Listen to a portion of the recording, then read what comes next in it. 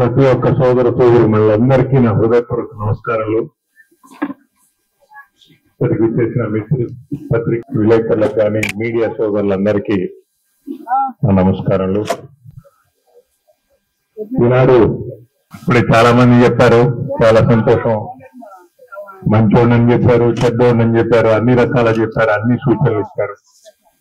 మంచిదే. అందరూ నాతో ఈ మాట్లాడిన వాళ్ళందరూ నాతో కుటుంబ సభ్యులే.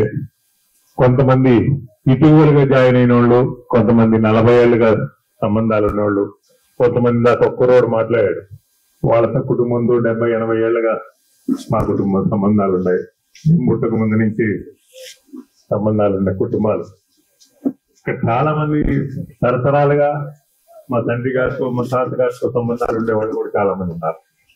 అందువల్ల వీళ్ళందరూ నేను ఎప్పుడు చెప్తుంటా, ఈ ఊరికి నేను వచ్చినప్పుడు 81 నవంబర్లో వచ్చాను. నేను నా కుటుంబ సభ్యులతో సహా ఒక 70-80 వేల మంది పేర్లు మాత్రం నాకు తెలుసు. ఈరోజు నా నియోజకవర్గంలో నేను ఒక 40,000 మందిని పేరు పెట్టి పిలవగలుగుతున్నానంటే వారందరి యొక్క ఆదరాభిమానం, వారందరి యొక్క ప్రోత్సాహం నా వెనకున్నారనే ధైర్యం నాకు. ఇన్ని సంవత్సరాలు ఎన్నో ఒడిదుడుకులు చూసాం. అధికారంలో ఉన్నాం, అధికారంలో లేకపోయినాం. ఇప్పుడు ఎవరో చెప్పారు మేమేదో భయపడి ఉన్నాము, మాకు భయంగా ఉంది. నేను స్వతహాగా మా తండ్రి గారు చాలా మందికి ఇక్కడ కొత్త తరం వాళ్ళకి తెలియకపోవచ్చు, కానీ 81లో మా తండ్రి గారు హత్య చేయబడ్డారు. ఏ విధమైన భాగస్వామ్యం లేదు, ఏ విధమైన తప్పు మా తండ్రి గారు చేయలేదు. పేదవాడికి అందుబాటులో ఉండి అందరికీ సాయం చేస్తున్న వ్యక్తి. చంపిన వ్యక్తి కూడా నన్ను జైల్లో వచ్చి కలిసి నాకు లెటర్లు రాశాడు. అతని జైల్లో ఐజీ గారితో పోయి జైల్లో కలిశాను. పొరపాటు జరిగిపోయింది నాకు ఏ రకంగా చెప్పారు, మేమేదో చేశామని చెప్పారు. ఎన్ని చూసా నేను, చిన్న వయసులో చూసా. దాని తర్వాత అనుకున్నా మనం ఉన్నంత వరకు, వీలైనంత వరకు తగాదాలు, కొట్లాట్లు, పొడుచుకోవడాలు, నచ్చుకోవడాలు ఏ కుటుంబానికి జరగకూడదని. ఎందుకంటే నా కుటుంబంలో జరిగి ఆ కుటుంబం పడిన బాధ నాకు తెలుసు. నాకు ఎవరు లేకపోయినా మా తండ్రి గారు అనుభవాలు ఉన్నారు. వాళ్ళందరి సపోర్ట్ తో నేను ఈరోజు ఈ స్థాయికి ఎదిగా. నాకెవరు ఇంకోటి ఇవ్వలేదు, ఇంకోటి ఇవ్వలేదు. ప్రజాబలం అయితే మీ అందరి దయ వల్ల ఉంది. నేను వీలైనంత వరకు ఎవరి మీద తగాదాలు, కక్షలు పెంచుకోవాలనే ఉద్దేశం కాదు. కానీ మా ఏరియాలో వాళ్ళందరికీ కార్యకర్తలకు తెలుసు. మా వాడికి ఎవరికి ఎంత పెద్ద నాయకుడైనా, ఎంత పెద్ద వ్యక్తి అయినా, మా వాడి మీద ఏదైనా జరిగితే అన్యాయంగా కొంచెంసేపు వచ్చుకుంటాం, తిరిగి వాళ్ళకి చదువు చెప్పే పరిస్థితి మాకు తెలియకుండా కాదు. మాకేమి ఎవ్వరు కాదు చూసుకోలేరు. ఇంకా వాళ్ళకి కావిల వాళ్ళకి తెలియదు. ఇంకా పెద్ద పెద్ద నాయకులు కూడా మా మీద పోటీ చేసి గెలిచిన వాళ్ళు ఉన్నారు, అందరికీ తెలుసు. పాత రోజుల్లో మా తండ్రి గారు ఉన్నప్పుడు కూడా, ఏకచక్రాధిపత్య జిల్లాల నాయకులు ఉన్నప్పుడు కూడా ఏ ప్రాంతం వారు వచ్చినా చులకనగా చూసేవారు. కానీ అల్లూరు నుంచి ఒక బ్యాచ్ పోతే వాళ్ళని జాగ్రత్తగా చూడండి అనేవాళ్ళు. ఎందుకంటే ఈ కరడు కట్టిన కార్యకర్తలు ఉంటారు, వీళ్ళు ఎవరికి లొంగరు అనేది అందరికీ తెలుసు. వాళ్ళ వెనక మేము ఖచ్చితంగా ఉంటాం. నేనే కాదు, నా తోటి ఉన్న ప్రతి ఒక్కరూ సైనికుల్లాగా ఉంటారు. ఎవరికి మనం భయపడాల్సిన అవసరం లే. కానీ అట్టని మనం ఎవరి మీద ఏ విధి చేయవలసిన అవసరం లే. మా ఇన్ని సంవత్సరాలు మా వాళ్ళని కాపాడుకుంటున్నామంటే అదే స్పిరిట్ తోనే కాపాడుకుంటున్నాం. రేపు రాబోయే ఎన్నికల్లో నేను 1.5 సంవత్సరం 3 నెలల ముందు చెప్పా, విష్ణు శంకారంతో స్టార్ట్ చేశా. కాకపోతే ఈరోజు ఒక నిర్ణయం తీసుకోవాలనే ఉద్దేశంతో ఈరోజు ప్రెస్ మీట్ నలుగురిని పిలిచా. పొద్దున్న నుంచి నేను మాట్లాడేది చాలా మంది మాట్లాడారు, కానీ ఎవరు కాంక్రీట్ గా ఒక డిసిషన్ చెప్పే పరిస్థితికి తీసుకురాలి. ఇతర ఆవేశంగా అందరు మాట్లాడారే గాని ఇది చేస్తాం ఇది చేద్దాం అని అందరి అభిప్రాయం మాత్రం ఒకటి కనపడదు. నాతో లోపల మాట్లాడిన వాళ్ళు కానీ బయట మాట్లాడిన వాళ్ళు కానీ కంటెస్ట్ చేస్తాం అనేది మాత్రం కనపడదు. అందువల్ల ఇప్పుడు కంటెస్ట్ చేస్తాం అనేది మాత్రం మీ అందరికీ పత్రికా విలేకరులకి అందరికీ చెప్తున్నా. ఖచ్చితంగా రేపు జరగబోయే ఎన్నికల్లో కంటెస్ట్ చేస్తున్నా. రేపు ఈ ఏదో ఒక పార్టీ మీదనే సింబల్ మీదనే కంటెస్ట్ చేస్తా. ఇండిపెండెంట్ గా కంటెస్ట్ చేయను, పార్టీ మీదనే చేస్తా. అందరూ మాట్లాడుతున్నారు. ఇంకా ఒకటి 2-3 రోజులు నేను అందరితో మళ్ళా సమావేశం పెట్టుకుని ప్రతి ఒక్కరితో మాట్లాడి నా యొక్క భవిష్యత్ కార్యాచరణ ఈ రోజు చెప్పలేకపోతున్నా. దానికి క్షమించండి. నేను పత్రికా విలేకరులందరికీ చెప్తున్నా. త్వరలోనే 2-3 రోజుల్లోనే నేను చేస్తున్నా. But I will contest with all the support of my supporters. ఇక్కడ వేదిక మీద ఉన్న వాళ్ళందరూ చాలా సంవత్సరాలుగా నాతో ఉన్నోళ్ళు. మరి ముఖ్యంగా వీడు బాబు మా తండ్రి గారి స్నేహితుడు యానాది రెడ్డి గారు. చిన్నప్పటి నుంచి వాళ్ళిద్దరు బాల్య స్నేహితులు. అలాగనే రాజకీయాల్లో ఆయన ఎంటర్ అయ్యాడు. మా తండ్రి గారు సపోర్ట్ చేశారు ఆయన్ని. అంతేగాని ఎప్పుడు మా తండ్రి గారు రాజకీయాల్లో రాలే. కానీ నేను రాజకీయం వచ్చినప్పటి నుంచి యానాది రెడ్డి గారు నేను గురు శిష్యుల్లాగానే మెలిగాం. నన్ను బిడ్డలాగానే చూశాడు. ఇందాక చాలా మంది చెప్పారు వారసుడు అని. బిడ్డలాగానే చూశాడు. ఈ రోజు కూడా నేను మీటింగ్ లో ఇక్కడ పెట్టేటప్పుడు ఆ కుటుంబం నుంచి ఒకడెవడో ఉన్నాల వేదిక మీదని బాబుని పిలిచాడు కూర్చోమన్నా. ఎందుకంటే మంచి చెడు ఏదున్నా నా అనేవాడు ఆ రోజు పాత రోజుల నుంచి ఉన్నాడు. ఈరోజు కాలం మారిపోయినా వీళ్ళందరూ ఇక్కడ ఎవరు ఒక్కరి సీనియర్ నాయకులు లేడు, ఒకటి జూనియర్ నాయకులు లేడు. ప్రతి ఒక్కడు వారి వంతు నా వెనక ఉండి నన్ను బలపరుచుకోండి. ఎవరిని నేను చూడలేము. ఒక్కడి వెనక ఇప్పుడు ఇందాక ఒక ఆయన్ని మా బాబు నెట్టేశాడు వెనక్కి. వాడి వెనక ఒక ఊరుంది. ఒక ఊరికి పెద్ద కాపు. వాడు చెప్పినట్టు ఊరు ఉంటది కానీ బాబుకి తెలియదు. చాలా మంది ఉన్నారు. ఒక్కొక్కరు మాట్లాడితే వాళ్ళ వెనక 10 మంది, ఒకరి తరఫున 10 మంది ఉన్నారు. ఏదో కొద్ది మంది వచ్చారనుకుంటారు. ఇంతకుముందు నేను నా భార్య ఏడు నుంచి పోలేరమ్మ గుడిగాడి నుంచి కొండబిట్రకుంటకి పాదయాత్ర చేశాం. ఆ రోజు ఏదో విహారయాత్రకు ఒక 100 మీటర్లు అయితే చాలా మంది నడుస్తారు, 1 కిలోమీటర్ అయితే నడుస్తారు. మేమేదో 26 కిలోమీటర్లు అనుకున్నాం. నడిచినప్పుడు నాకు కూడా తెలిసింది దేవుడు కనపడ్డాడు మధ్యలో. కానీ నాతోటి 80 ఏళ్ళోళ్ళు 70 ఏళ్ళోళ్ళు మరీ ముసలామె ఒక ఆమె ఈ 26 కిలోమీటర్లు ఏదో జాలీగా నడిచి వచ్చారు. 20,000 మంది నడిచి వచ్చారు. అది మర్చిపోలేను. వీళ్ళందరికీ నేను రుణపడి నా వంతు నేను ఖచ్చితంగా ఏ స్థాయిలో ఉన్నా మీకు ఎన్నంటూ ఉంటాను. నా శాయశక్తుల మీ యొక్క అభిమానాన్ని మీరు చూపించిన ఆదరాభావాలను నిలబెట్టుకుంటూ మీకు అందుబాటులో ఉండి సేవ చేసేదానికి ప్రయత్నం చేస్తా. ఎవరికన్నా నేను ఏదైనా చేయలేకపోతే అది కూడా చెప్పండి. దాంట్లో నా చేయలేదని. అందువల్ల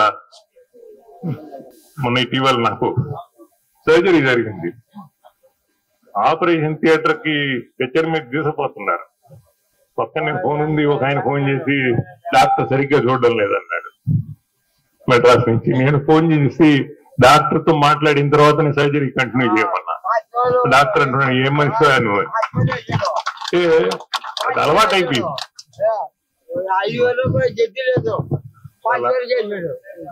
ఈ రోజు డిక్లేర్ చేయలేకపోతున్నా ఏది ఫ్యూచర్స్ వస్తాను. ఎందుకంటే ఇప్పుడు మీరే అన్నారు, పత్రికా విలేకరులు అందరూ అన్నారు, ఒక్కొక్కరు వాళ్ళ ఆవేశంగా మాట్లాడారు కానీ కరెక్ట్ గా ఇచ్చేద్దామని ఒక్కరి అభిప్రాయం మీద పోయేది కాదు. అంటే అందరి అభిప్రాయం, ఇక్కడున్న ప్రతి ఒక్కరి అభిప్రాయం తీసుకొని వాళ్ళందరినీ సర్దుబాటు చేసుకోవాలి.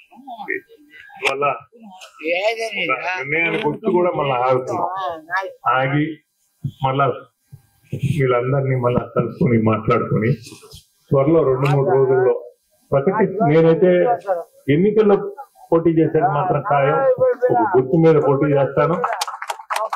అది ఏదనేది వస్తాను చెప్పలేను. దయచేసి మన్నించండి. మీరందరూ ఈ రోజు వచ్చి మీ అందరి యొక్క చాలా మంది ఇప్పుడు రంగయ్య గారు మాట్లాడారు. ఇవాళ నాకు 19లో పోటీ చేశాను. నేను నా సంగతి తెలిసిన వాళ్ళు చాలా మందికి తెలుసు. ఏ పార్టీ ఉన్నారో ఆ పార్టీ కార్యకర్తలను కాపాడుకుంటా. ఎదుటి కార్యకర్తలతో వాళ్ళు ఎవరైనా నా దగ్గర పని ఉండి వస్తే తప్ప నేను మాట్లాడతాను. ఇవి నిజవర్గ ఎమ్మెల్యే అంటే ఎమ్మెల్యే పదవి పెద్ద పదవి కాదు. మనకు ఒక లైసెన్స్ ఇచ్చారు పనిచేసేదానికి అని. ఆ పనిచేసేదానికి ఎవడు వచ్చినా వాళ్ళందరికీ ఎవరికైనా అందుబాటులో ఉండే ప్రయత్నం చేశాను. దాంట్లో భాగంగా 2019లో తెలుగుదేశం పార్టీ టికెట్ ఇచ్చింది. నామినేషన్ వేసే రోజు ముందు రోజు రైట్ ఇచ్చారు టికెట్. నాకు నామినేషన్ వేసి చేసేదానికి పోయేటప్పుడు చాలా మందిని కలిశారు. ఆత్మీయ సమావేశం ఒకటి పెడితే చాలా మందిని కలిస్తే వాళ్ళందరూ నాయకులు కానీ కార్యకర్తలు కానీ గ్రామాలు తిరిగితే మొన్న నాకు 84,000 ఓట్లు వచ్చినాయి అంటే మా వాళ్ళు చెప్పినట్టు అన్ని నా ఓట్లు కాదు. తెలుగుదేశం కార్యకర్తలు బ్రహ్మాండంగా చేశారు. వాళ్ళకి ఖచ్చితంగా రుణపడి ఉండా. ఆ రుణం తీసుకోవడానికి వీలైనంత వరకు ఈ 5 సంవత్సరాల్లో ఎవడు నాకు ఫోన్ చేసినా ఇక్కడికి అందుబాటులో ఉండి చేశా. ఈ రోజు నేను ఎందుకు మాట్లాడినాను, ఇన్ఛార్జీలకు ఉన్న వాళ్ళందరూ అందుబాటులో చేశారని గట్టిగా చెప్పగలను. రాజీనామా చేయాలనే ఈ రోజు అనుకున్నా, కానీ ఇంకా ఈ రోజు ఎవరు దాని గురించే మాట్లాడారు. ఇంతమంది మా వాళ్ళు దాని గురించి మాట్లాడలేకపోతే వ్యక్తిగతంగా అందువల్ల దాన్ని ఇప్పుడు ఇక్కడికి కావిలి నియోజకవర్గం నుంచే కాదు వచ్చింది. బుచ్చిరెడ్డిపాళెం మండలం నుంచి వచ్చిన్నారు, విడవలూరు మండలం నుంచి వచ్చిన్నారు, పొడవలూరు మండలం నుంచి వచ్చిన్నారు, దల్దంకి మండలం నుంచి వచ్చిన్నారు. నా ప్రయాణం స్టార్ట్ అయినప్పటి నుంచి నా దృశ్యం ఏదో కానీ ఒకసారి ఒకరితో పరిచయం అయితే ఆ పరిచయం నేను చచ్చిపోయిన దాకా వాళ్ళతో అట్నే కొనసాగద్ది. అట్నే ఉంటారు నాతో. వాళ్ళందరూ ఈరోజు నా ఆశీర్వదించారు. అందరూ వచ్చారు. వాళ్ళందరూ సూచనలు తీసుకుంటా. ఖచ్చితంగా 2-3 రోజుల్లో ఏదనేది నేను డిసిషన్ తీసుకొని చెప్తాను ఎక్కువసారి. ఎందుకంటే ఇక్కడ ఇంతసేపు నేను ఒక మెంటల్ గా ఒక ఆలోచనతో వచ్చా. కానీ ఈ సమావేశంలో సన్నిహితులు కానీ పెద్దోళ్ళు కానీ ఎవరు దాని గురించి మాట్లాడాలి. ఆ టాపిక్ తప్ప కురవెళ్ళి మాట్లాడారు. మా పాలయ్య మాట్లాడితే ఎక్కువ డబ్బులు నేను పెట్టుకుని ఎలక్షన్ చేస్తానన్నానే కానీ ఏ పార్టీ అనేది చెప్పాల, లేదు భవిష్యత్తు ఏం చెప్పాల. అట్లా చాలా మంది కన్ఫ్యూజన్ లో పెట్టారు. అందువల్ల దయచేసి ఈ రోజు వాయిదా వేస్తున్నా, కానీ కంటెస్ట్ చేసేది మాత్రం కన్ఫర్మ్డ్ గా చెప్తున్నాను. ఇంతకుముందు మా ప్రజాప్రతినిధిగా పోటీ చేస్తా. ఎమ్మెల్యే ఎంపీ స్థాయి ఉండి కాదులే, నేనేదో ఎమ్మెల్యే స్థాయిలో ఉండాలని నియోజకవర్గానికి లేకపోయినా నా సన్నిహితులు అన్ని మండలాల్లో ఉన్నారు.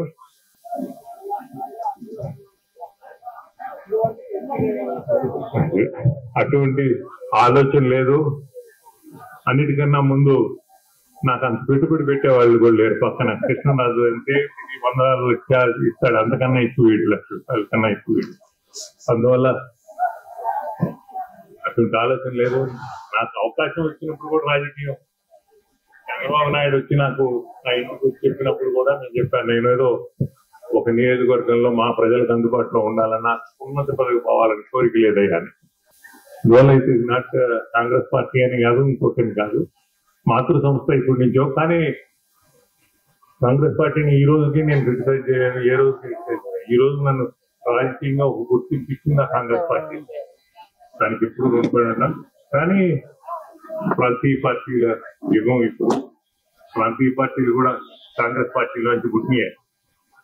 ఒక్క నందమూరి తారక రామారావు తప్ప. ఆయన సొంతంగా వచ్చి ఆయన ప్రభంజనంతో రాష్ట్రంలో ప్రభుత్వాన్ని ఏర్పాటు చేశాడు తప్ప చంద్రబాబు నాయుడు గారు కాంగ్రెస్ పార్టీ నుంచి వచ్చినోడే, జగన్మోహన్ రెడ్డి కాంగ్రెస్ పార్టీ బీఫామ్ మీద ఎంపీ గెలిచినోడే. అందరూ కాంగ్రెస్ పార్టీలో పుట్టినోళ్లే కాదా? ఎవరన్నా కాదని చెప్పండి. అందువల్ల అదేం లేదు. జాతీయ పార్టీ ఈ దేశంలో చాలా మంది చెప్తారు వాళ్ళు చేశారు వీళ్ళు చేశారని. ఈ దేశ అభివృద్ధి కాంగ్రెస్ పార్టీతో ముడివని ఉంది. అది ఎవరు కాదన్నా గుళ్ళు గోపురాలు కాదు, ప్రాజెక్టులు, డ్యామ్లు, అభివృద్ధి, ఎడ్యుకేషన్ కానీ, ఐఐటీలు కానీ అన్ని ఏర్పడిందంటే కాంగ్రెస్ ప్రభుత్వం దూరదృష్టి కాదనలా నేను. సో అందువల్ల థ్యాంక్ యూ ఎవరిబడి. మరి ముఖ్యంగా పత్రికా విలేకరులందరికీ నేను ఎవరికి సరిగ్గా ఇన్ఫార్మ్ చేసేవాడిని కాదు, మీడియా కల్చర్ చేసేవాడిని కూడా కాదు. నేను మొదటి నుంచి లేదు. ఈ జనార్దన్ లాంటి వాళ్ళందరూ ఎన్నో సంవత్సరాలుగా నాకు తెలుసు, రవి కానీ.